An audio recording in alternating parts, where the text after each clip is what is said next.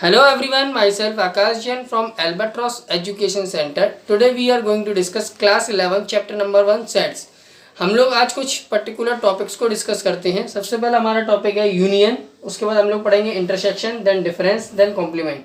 Union का मतलब क्या होता है, दो डिफरेंट सेट्स हैं, उन दोनों सेट्स को अगर हम मिला करके एक सेट बना दें और जो कॉमन एलिमेंट्स हैं उनको केवल एक ही बार लिखें तो हम लोग उसको बोलते हैं यूनियन।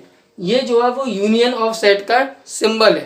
Clear guys? अगर मैं एग्जांपल की बात करूं, सपोज कोई एक आपका सेट है ए जिसके अंदर एलिमेंट है 1, 2, 3, एक आपका सेट है बी जिसके अंदर एलिमेंट है 3, 4, 5। तो जब मुझे ए, this is the symbol of union, जब मुझे ए यूनियन बी निकालना है तो मैं क्या करूंगा, इन दोनों सेट्स को मिला करके लिख दूंगा और जो एलिमेंट्स आपके कॉमन है उनको मैं केवल एक ही बार लिखूंगा। यहाँ पर 3AB में ही था और 3B में भी था, तो मैंने 3 जो कॉमन था उसको एक ही बार यहाँ पर लिखा। तो इस तरीके से हम लोग ए यूनियन बी निकाल सकते हैं। अगर दो से ज़्यादा सेट्स हैं उनका यूनियन निकालना है तो उनको भी हम मिला करके लिख देंगे और जो कॉमन एलिमेंट्स आ रहे हैं उनको केवल हम एक ही बार लिखेंगे, बार बार रिपीट नहीं करेंगे। इसके बाद हमारा टॉपिक है इंटरसेक्शन। इंटरसेक्शन का सिंबल होता है ये, this is the symbol of intersection.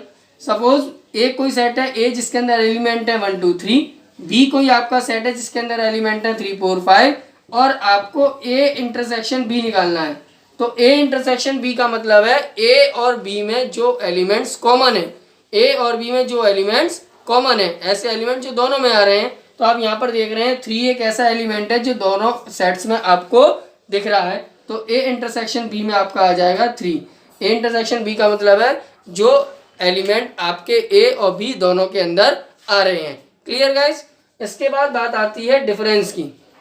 Difference का मतलब क्या होता है, सपोज कोई एक यूनिवर्सल सेट है और एक कोई सेट है ए, तो जब मुझे ए माइनस बी निकालना है या ए माइनस यू निकालना है या कोई दूसरा सेट है बी, तो ए माइनस बी निकालना है, यानी कि ए में से बी वाले सारे एलिमेंट्स को मैं माइनस कर दूंगा। फॉर एग्जाम्पल ए आपका सेट है, सी मान लो आपका कोई सेट है जिसके अंदर एलिमेंट है 3, 4, 5, 6 और डी कोई सेट है आपका जिसके अंदर एलिमेंट है 5, 6, 7, 8। Clear guys? ये दो सेट है आपके। अब मुझे निकालना है सी माइनस डी। सी माइनस डी का मतलब क्या है, सी में से डी वाले एलिमेंट्स को हटा देना है।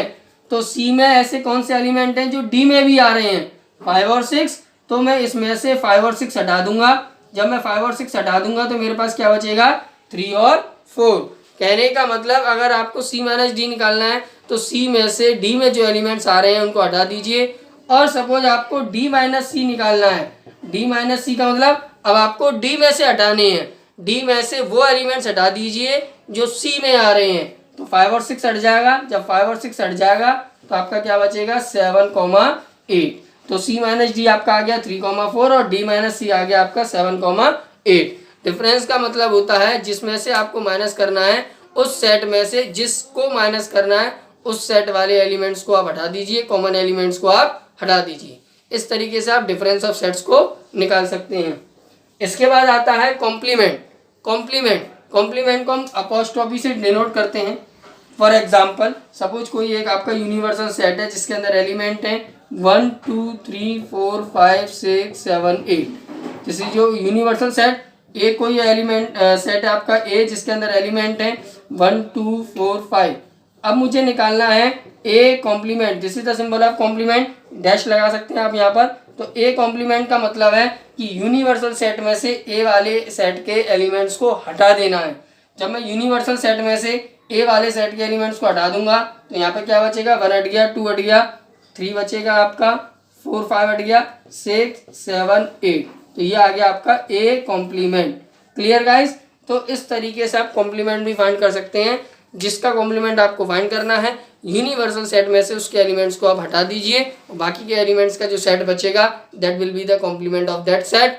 तो गाइस इस तरीके से आप कर सकते हैं इन सारे टॉपिक्स को। इसके बाद मैं आपको बताने जा रहा हूँ वेन डायग्राम।